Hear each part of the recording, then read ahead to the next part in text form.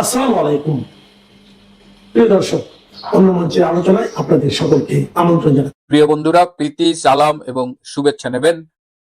আওয়ামী লীগের প্রতিষ্ঠা বার্ষিকীতে সরকারের সকল চেষ্টাকে ব্যর্থ করে দিয়ে অপ্রতিরোধ্য ছিল বাংলাদেশ আওয়ামী লীগ। সারা দেশ থেকে আমরা যে খবর পেয়েছি সেগুলো নিয়ে আপনাদের সাথে কথা বলবো। এর পাশাপাশি রয়েছে, গতকাল অনেকটা নীরবে চীনে অবতরণ করলেন বাংলাদেশের প্রধানমন্ত্রী তারেক রহমান। বাংলাদেশের সবচাইতে ঐতিহ্যবাহী রাজনৈতিক সংগঠন বাংলাদেশ আওয়ামী লীগের প্রতিষ্ঠা বার্ষিকীতে সবাইকে শুভেচ্ছা এবং অভিনন্দন। কাল রাত 12টা বাজার পর থেকেই ঘরে ঘরে আনুষ্ঠানিকভাবে কেক কাটার মধ্য দিয়ে অনেকেই বাংলাদেশ আওয়ামী লীগের প্রতিষ্ঠা বার্ষিকী উদযাপন করেছেন। এবারের প্রতিষ্ঠা বার্ষিকীতে গোয়েন্দা বাহিনীর যে রিপোর্ট ছিল এবং সম্প্রতি সরকারের যে আওয়ামী লীগের কার্যক্রম দেখে কাঁপাকাঁপি অবস্থা, পাজামা ভিজে যাওয়ার অবস্থা, সেই প্রেক্ষিতে সরকার 6টি জেলা শহরে সেনাবাহিনী নামিয়েছিলেন এবং সারা বাংলাদেশে পুলিশ বিজিবিকে সতর্ক অবস্থায় রেখেছিলেন। কিন্তু সরকারের সব বাধা, ভয় ভীতি, প্রতিবন্ধকতাকে উপেক্ষা করে সারা বাংলাদেশে আওয়ামী লীগ প্রতিষ্ঠা বার্ষিকী উদযাপন করেছে। অসংখ্য শহর থেকে অসংখ্য ভিডিও আমাদের কাছে এসেছে, সামাজিক যোগাযোগ মাধ্যমে দেখা গেছে এবং অধিকাংশ স্থানেই এই মিছিলগুলো, এই উদযাপনগুলো একেবারে নির্বিঘ্নে হয়েছে। যে কয় জায়গায় আইন শৃঙ্খলা বাহিনী বাধা দেবার চেষ্টা করেছিল, সেখানেও তারা গণপ্রতিরোধের মুখে সরে দাঁড়িয়েছে। আপনারা জানেন যে গত দুদিন আগে ফরিদপুরে ইশতিয়াক আহমেদ প্রান্ত নামে ছাত্রলীগের এক নেতাকে ডিবি পুলিশ তুলে নিয়ে গিয়েছিল। ডিবি পুলিশ সাথে করে একটা গাঁজার টোপলা এনেছিল এবং সেই টোপলা রেখে বলেছে যে তার কাছে 100 গ্রাম গাঁজা পাওয়া গেছে এবং তাকে বাসা থেকে গ্রেপ্তার করে সেখানেই বেদম প্রহার করে। এমনকি তার মা এসে যখন জিজ্ঞেস করে আমার ছেলেকে মারছো কেন, উল্টো জিজ্ঞেস করে যে তুমি কে, তখন বলে আমি তার মা। তাকে পিটাতে পিটাতে পরে থানায় নিয়ে যায় এবং সেখানে এমন নির্যাতন করে যে 5 ঘন্টা পরে প্রান্তের মৃত্যু হয়। পরে পুলিশ একটা গল্প সাজানোর চেষ্টা করেছে যে তার স্ট্রোক হয়েছে, এই হয়েছে, সে হয়েছে, কিন্তু সবই ভুয়া। প্রান্তর মৃত্যুর প্রতিবাদে পুরা ফরিদপুর ফুঁসে উঠেছিল এবং ফরিদপুরের আওয়ামী লীগ, ছাত্রলীগ এবং আপামর জনসাধারণ রাস্তা অবরোধ করেছিল। তাদের ধাওয়ায় 4 জন ডিবি পুলিশ পালিয়ে গেছে। কয়েকটি পুলিশ ছাউনি থেকে পুলিশরা সরে গেছে এবং ফরিদপুরের পুরা প্রশাসন অসহায় ছিল এই গণপ্রতিরোধের মুখে। পরিস্থিতি এমন দাঁড়িয়েছিল যে ফরিদপুরের বিএনপি পর্যন্ত প্রান্তের মৃত্যু তার তদন্ত এবং বিচার দাবি করেছে। প্রান্তের মৃত্যুর কারণ উদ্ঘাটনের জন্য একটি তদন্ত কমিটি গঠিত হয়েছে। তো আজকে সারা দেশের যে খবর পেয়েছি তাতে সরকার নিজেই আওয়ামী লীগের প্রতিষ্ঠা বার্ষিকী সফল করেছে এবং আওয়ামী লীগ যে নির্ভীক, ছাত্রলীগ, স্বেচ্ছাসেবক লীগ, যুবলীগ, কাউকে যে ভয় দেখিয়ে দমিয়ে রাখা যায়নি, দাবায় রাখা যায়নি, সেটা আজকে আবার প্রমাণ হলো সারা দেশে এই প্রতিষ্ঠা বার্ষিকী পালনের মধ্য দিয়ে। কয়েকটা ভিডিও ক্লিপ আমি আপনাদের দেখাই।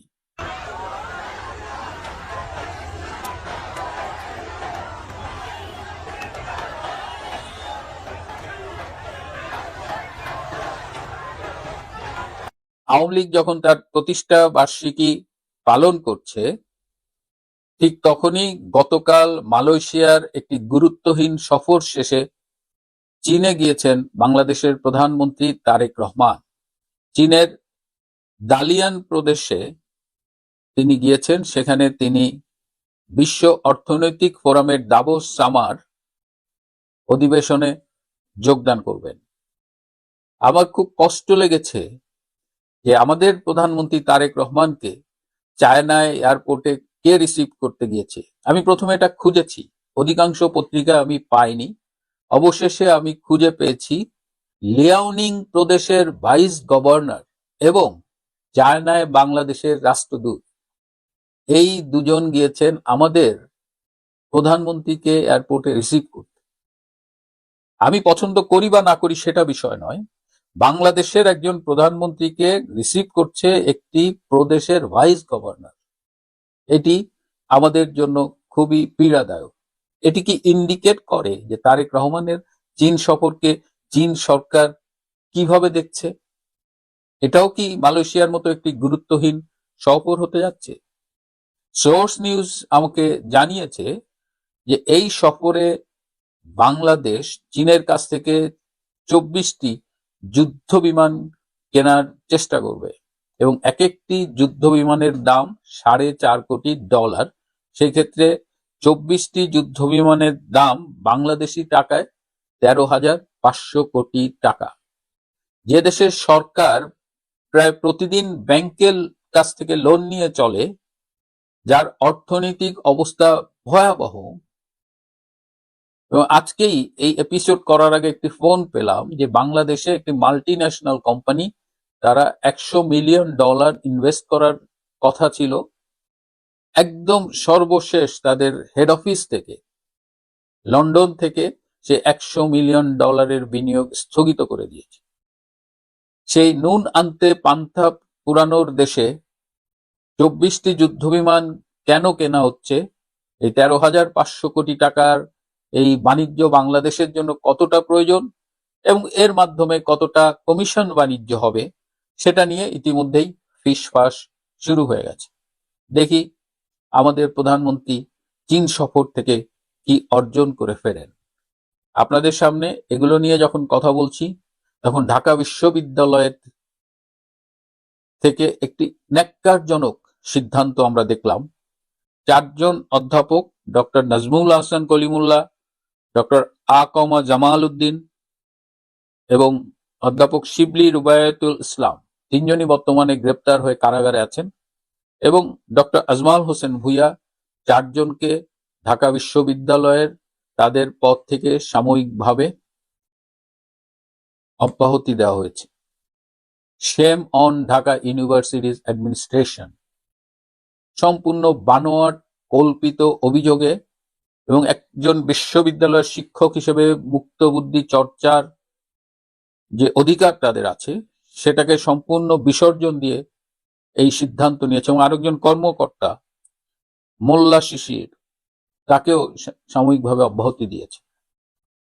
ঢাকা বিশ্ববিদ্যালয়ের উচিত এই সিদ্ধান্ত পুনর্বিবেচনা করে তাদের চাকরিতে পুনর্বহাল করা। প্রিয় বন্ধুরা, আবারও প্রতিষ্ঠা বার্ষিকীর শুভেচ্ছা। আওয়ামী লীগের, তৃণমূলের লড়াকু সৈনিকেরা যেভাবে ঘুরে দাঁড়িয়েছে, যেভাবে সরকারের সিংহাসন কাঁপিয়ে দিচ্ছে, সরকারের বুকে কাঁপন ধরিয়েছে, তাদের আবারও অভিনন্দন জানাই এবং বাংলাদেশের দুর্দিন আর বেশি দিন থাকবে না। আজ এ পর্যন্তই। নমস্কার, আমি তরুণ ঘোষ। প্রথমেই আমার একটা প্রশ্ন রইল আপনাদের কাছে, এই প্রশ্নের উত্তর আপনারা দেবেন। সেটা হচ্ছে, এই যে প্রতিষ্ঠা বার্ষিকীতে আওয়ামী লীগ যে প্রচুর মিছিল বার করবে, সে ব্যাপারে কি কোনো রকম সিদ্ধান্ত হয়েছিল বা সিদ্ধান্ত জানানো হয়েছিল? আপনারা বলবেন হয়নি। সরকার একটা গোপন রিপোর্টের ভিত্তিতে এইটা করে। এটা করার অর্থ যে সতর্ক হয়ে যাও, না হলে পরে ঝামেলা হতে হবে, ঝামেলা পোয়াতে হবে। তার জন্য সরকার তড়িঘড়ি একেবারে 20,000, 2,20,000 সেনা পুলিশ মোতায়েন করে ফেললো। সরকারি সিদ্ধান্ত, আওয়ামী লীগ কিন্তু ঘোষণা করেনি। এবার যে ওদের যে গোয়েন্দা রিপোর্ট ছিল, সেই গোয়েন্দা রিপোর্ট কিন্তু সঠিক ছিল। যখন এই খবরটা ভারত পায়, তখন ভারত ভেতরে ভেতরে খবর লাগায়। খবর লাগিয়ে কাল রাত্রেই শেখ হাসিনাকে বিষয়টা জানায় যে এই জিনিস হতে যাচ্ছে। মানে যারা ক্ষমতাসীন দল, তাদের সঙ্গে জামাতপন্থী এবং এনসিপি, তার দলবল এবং কিছু মৌলবাদী, তারা শহর জুড়ে দেশ জুড়ে একটা ভাঙচুর উন্মাদনা একটা তৈরি করবে, তৈরি করে সেই নামটা আওয়ামী লীগের ঘাড়ে ঝুলিয়ে দেবে, যাতে আওয়ামী লীগের প্রতি মানুষের একটা বিতৃষ্ণা জন্মায়। এই খবর পাওয়ার সঙ্গে সঙ্গে শেখ হাসিনা বিদেশে যারা নেতারা রয়েছেন তাদেরকে পরিষ্কার বলে দেন, আজকে যেন কোনো মিটিং মিছিল না হয়, অন্তত দিনের বেলা তো রাতের বেলা তো নয়। সব যেমন স্বাভাবিক আছে তেমনই থাকুক। 2025-এ প্রতিষ্ঠা দিবস যেভাবে পালিত হয়েছে এবারেও সেভাবেই পালিত হোক। অনেক এরকম আমি ভুল বললাম, প্রতিষ্ঠা দিবস অনেক আসবে আগামী দিনে, তখন আমরা করব, এখন নয়। কারণ এখন করলে আমাদের ঘাড়ে বদনাম আসবে।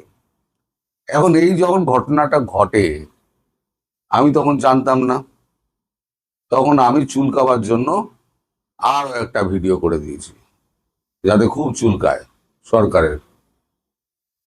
আর সরকারের পক্ষ থেকে আমার তো ভিডিওগুলো দেখা হয়, সে খবর আমি পেয়েছি, আমার ভিডিও দেখা হয়, আমি কি কি বলছি না বলছি সব নোট করা হয়। তো আমার ওই ভিডিও করার পর আজ যখন কিছু হলো না, তখন অনেকেই আমার প্রশ্ন করেছেন, আপনি তো দাদা কালকে বলেছিলেন অনেক কিছু হবে, আজ তো হলো না। আজকে হলো না, তার কারণ হচ্ছে এইটা, যে আপনাদের নেত্রী পিছিয়ে আসতে বলেছেন ট্যাকটিক্যাল কারণে। কখনো কখনো যুদ্ধে পিছিয়ে যেতে হয়, সেটা কিন্তু পরাজয় নয়, সেটা এগোবার জন্য প্রস্তুতি নিয়ে আরো শক্তি সঞ্চয় করে শত্রুর ওপরে ঝাঁপিয়ে পড়ার জন্য তাকে পশ্চাৎপদ নিতে হয়। আওয়ামী লীগ নেত্রী কিন্তু তাই করেছেন। আপনারা হয়তো সকলে জানেন না, এই কারণে হয়তো আপনারা অবাক হচ্ছেন যে দেশ এত ব্যবস্থা নিল, সেনাবাহিনীকে ব্যারাক থেকে ফিরিয়ে আনা হলো, সব পুলিশকে নামিয়ে দেওয়া হলো, তাও সেরকম কিছু হলো না কেন? তার কারণ এবং উত্তর ওই একটা ইনফরমেশনের মধ্যে লুকিয়ে আছে। এবং শেখ হাসিনা অত্যন্ত প্রাজ্ঞ মানুষ, তিনি বুঝেই গিয়েছিলেন যে এই চালটা দিয়ে মানুষকে ভুল বোঝানো হবে আওয়ামী লীগ সম্পর্কে, কারণ মানুষ এখন আওয়ামী লীগের পক্ষে চলে এসছে। আমি বহুদিন না ধরে বলছি একটা কথাই, যে একদিন দেখবেন ঘর থেকে আওয়ামী লীগের লোকেদের হাতে ধার ধরে টেনে নিয়ে তারা রাস্তায় বেরোবে, রাস্তায় বেরিয়ে তারা মিছিলে যোগদান করবে। আপনারা দেখেছেন পদে পদে সেই জিনিস হয়েছে। কালকেও রাত্রিবেলা কয়েকটা মিছিল পিছিল হয়েছে, কিন্তু এই খবর পাওয়ার পর সমস্ত মিছিল পিছিল বন্ধ করে দেওয়া হয়, যাতে আওয়ামী লীগের ঘাড়ে দোষ না চাপে। এখন আপনারা প্রশ্ন করতে পারেন যে আপনি তাহলে আগ বাড়িয়ে বললেন কেন? আমি আগ বাড়িয়ে বলেছি এই কারণে যে আমি সরকারকে একটু চুলকে দিতে চেয়েছিলাম। আচ্ছা, এবার একটা অন্য প্রসঙ্গে যাই। সেটা হচ্ছে, অনেকেই আমাকে লেখেন যে হিন্দুদের জন্য কি ব্যবস্থা হবে, বাংলাদেশে যে হিন্দু আছে। আমি কিন্তু বেশ কয়েকবার ভিডিওতে বলেছি যে সিএ নিয়ে বিল তৈরি হচ্ছে, বিল পার্লামেন্টে পেশ হবে, তারপরে সেটা যাবে আপনার এতে কি বলে স্বাক্ষরের জন্য যাবে, রাষ্ট্রপতির স্বাক্ষর হলে সেই বিলটা আইনে পরিণত হবে, এবং তার জন্য 2 বছর সময় দেওয়া হবে। 2 বছরের মধ্যে তারা দেশে ফিরে তারা জায়গা জমি বিক্রি টিক্রি করে তার নিজেদের সম্পদ নিজেরা নিয়ে চলে আসবেন, তার জন্য 2 বছর সময় দেওয়া হবে। এই যারা এই সময়ের মধ্যে আসবেন তারা সবাই সিএ এর আন্ডারে ভারতীয় নাগরিকত্ব পাবেন। আর 24-এর আগে যারা এসছেন 2024-এর আগে যারা এসছেন তারা কিন্তু অলরেডি সিএতে, তারা সিএ না, তারা নাগরিকত্বের জন্য সিএ এর বাইরে আর একটা বিল আছে, আমি ঠিক এই মুহূর্তে আমি খোঁজটা রাখিনি বলে বলতে পারবো না অফহ্যান্ড। তাদের তারা ফরেন রেজিস্ট্রেশন অ্যাক্ট অফিসে গিয়ে ফর্ম ফিল আপ করে তারা কিন্তু নাগরিকত্বের দাবি করছে, এবং অনেক ক্ষেত্রে অনেকে নাগরিকত্ব পেয়ে গেছে, আপনারা খোঁজ নিয়ে দেখতে পারেন। শুভেন্দু অধিকারীও এটা বারবার বলেছেন যে সিএ নিয়ে আমাদের এখানে কোনো সমস্যা নেই, পৃথিবীর যে জায়গায় যে হিন্দু থাকুক না কেন, এটা হচ্ছে হিন্দু রাষ্ট্র, হিন্দুরা এখানে মানে বাস করতে পারবে।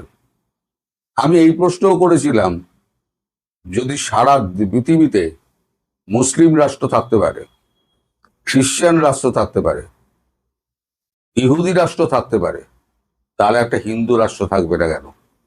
বহুবার এই প্রশ্ন তুলেছিলাম। এবার এটা সেকুলারিজম শব্দটা আস্তে আস্তে সংবিধান থেকে মুছে দেওয়া হবে, সময় লাগবে, মুছে দেওয়া হবে, মুছে দিয়ে এইখানে করা হবে, হিন্দু রাষ্ট্র গঠন করা হবে। প্রত্যেকটা হিন্দুর অধিকার, সে যদি প্রমাণ করতে পারে সে হিন্দু, বংশানুক্রমিকভাবে সে হিন্দু, তাহলে তার নাগরিকত্ব মাটিতে পা দেওয়া মাত্র, সিএ হয়ে গেলে মাটিতে পা দেওয়া মাত্র, ভারতে প্রবেশ করা মাত্র সে ভারতীয় নাগরিকত্ব হিসেবে দাবি করতে পারে, এবং সে সঠিক সরকারি পদ্ধতি অবলম্বন করলে তার নাগরিকত্ব নিশ্চিত। যে সমস্ত সুবিধা পাওয়ার কথা সে সমস্ত সুবিধাগুলি পাবেন। ফলে আপনাদের মনে যে দ্বন্দ্ব, বারবার জিজ্ঞাসা ভারতীয় নাগরিকত্ব নিয়ে, এই দ্বন্দ্বের অবসান করার জন্য আমি আজকে এই ভিডিওটি করলাম। আর এর পরেও, ওই 2 বছরের পরেও, মানে যে সময়টা খোলা হবে তারপরে 2 বছরের পরেও যারা বাংলাদেশে থেকে যাবেন, আমি এটাও বারবার বলেছি, তাদেরকে ভারত বাংলাদেশি হিসেবেই ধরে নেবে। পরবর্তীকালে তাদের আর কোনো দায়িত্ব ভারতবর্ষের থাকবে না। এটাও একটা খবর আপনাদের বলে দিলাম। খুব শীঘ্রই সে বিল আপনার পাশ হয়ে বেরিয়ে আসবে, বেরিয়ে এলে সরকারিভাবেই ঘোষণা হবে। আপনাদের কোনো রকম চিন্তা নেই, সরকার বিজ্ঞাপন দিয়ে, প্রজ্ঞাপন দিয়ে, সব দিয়ে জারি করে এবং জানিয়ে দেবে, এবং আমরা তো সমস্ত সোশ্যাল মিডিয়া এবং আমাদের মিডিয়া খবর তো তখন করবেই। পিন পড়লে যখন খবর হয়, এই খবর তো হবেই। তো আজকে যে মিছিল হলো না, সেটা নিয়ে আপনাদের আর কোনো মাথা ব্যথা নিশ্চয়ই থাকবে না, কারণ স্বয়ং আপনাদের নেত্রী এই মিছিল করতে বারণ করে দিয়েছিলেন, তাই এই মিছিল হয়নি। আর খোকাবাবুরা ফক্কা মেরে গেছেন, যেটা ধান্দা ছিল সেই ধান্দাটা হলো না। যাই হোক, আপনারা সাবধানে থাকবেন। বাংলাদেশে আওয়ামী লীগ নাই, কিন্তু আপনি থাকবেন তো সালাউদ্দিন সাহেব? একবার তো চলে গিয়েছিলেন 17 বছরের জন্য। কোথায় গিয়েছিলেন সেটা তো আমরা জানি না, এটার দোষ আওয়ামী লীগের উপর দিয়েছেন।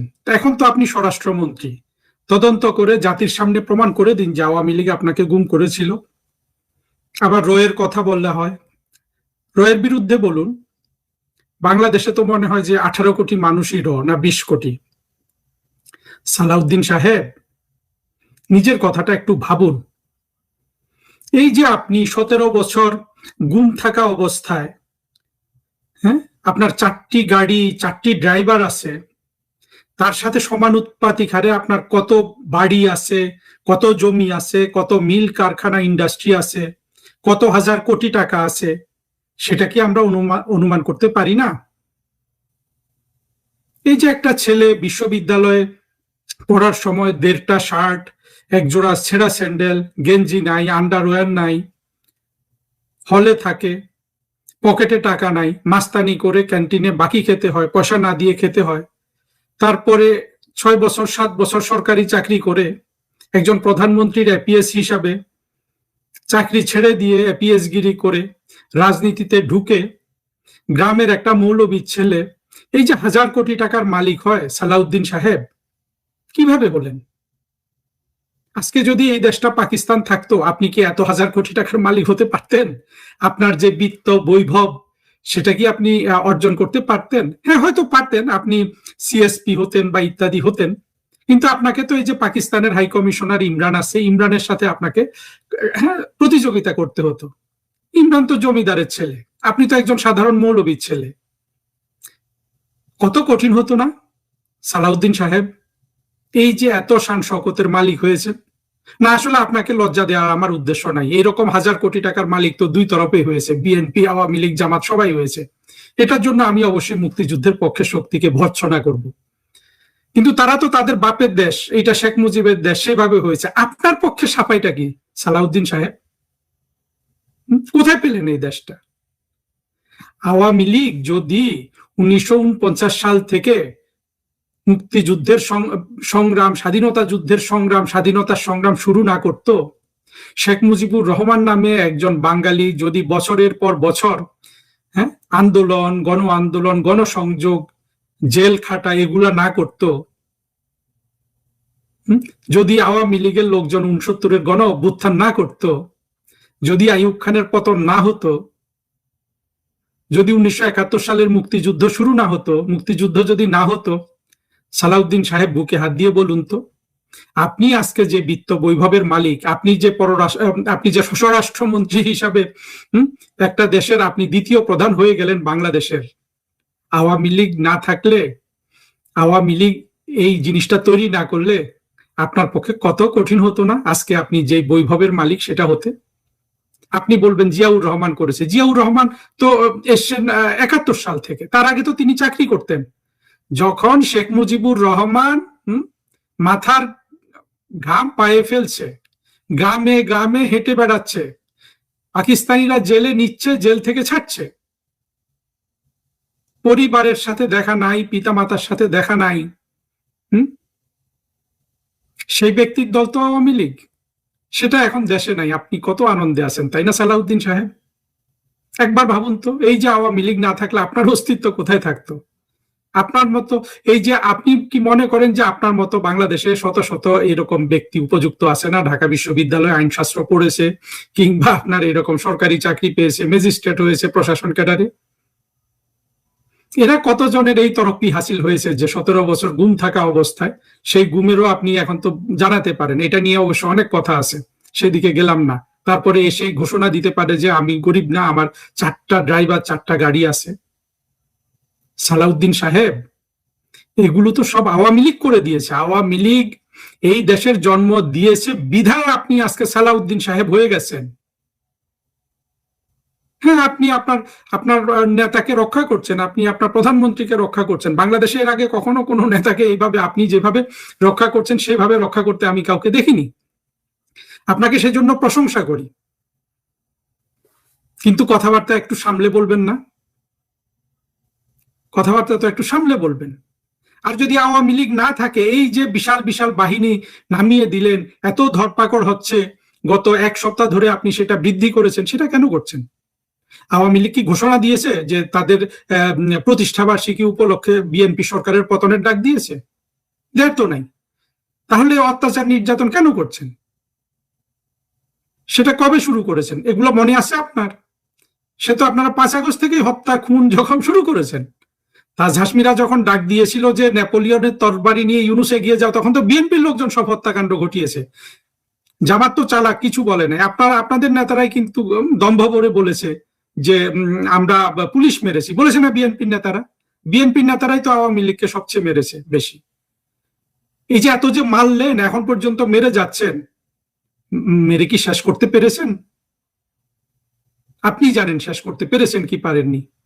তারপরেও এত অহংকার, বাংলাদেশে আওয়ামী লীগ নাই। সালাউদ্দিন সাহেব পুলিশ মন্ত্রী হয়েছেন, তো পুলিশ হত্যার বিচার করেছেন?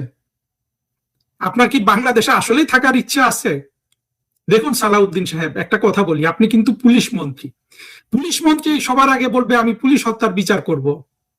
আপনি আন্তরিক না হন, বিচার না করুন, অন্যরা বলবে যে পুলিশ এই করেছে, ওই করেছে, তাদের হত্যার বিচার করা যাবে না। আপনি কিন্তু পুলিশ মন্ত্রী হয়ে বলেছেন যে পুলিশ হত্যার বিচার হবে না।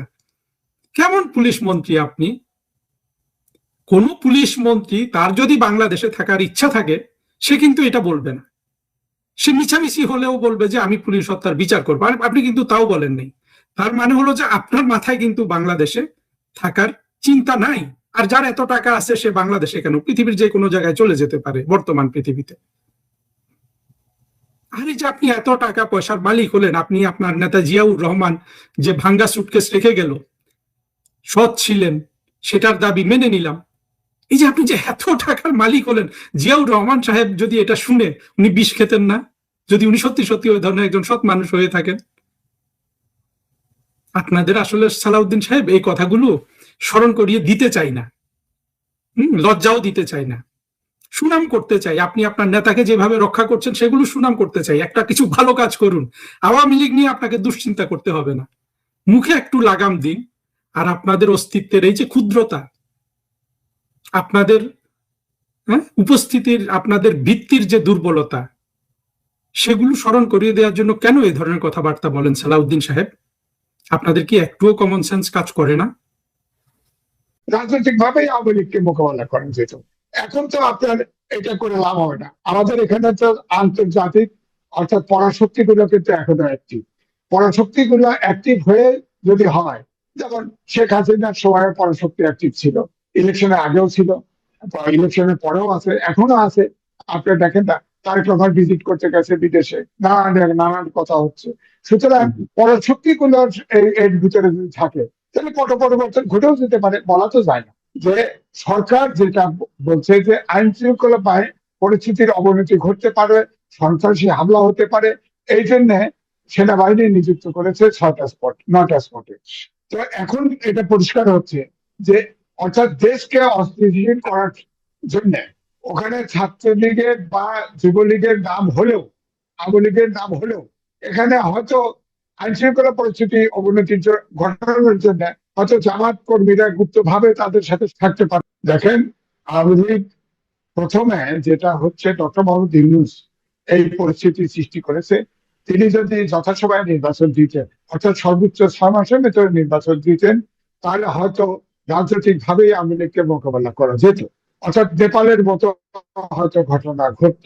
এখন যেভাবে আপনি খেয়াল করে দেখেন, বিএনপি আওয়ামী লীগ প্রত্যেকটা ঘরে ঘরে সমর্থক আছে। তারা হয়তো এইরকম গ্রেপ্তার নির্যাতনের জন্য তারা হয়তো আত্মগোপনে আছে, কিন্তু সমর্থক তো কেউ মারে না। বাংলাদেশের মাটি সোনার চেয়েও খাঁটি।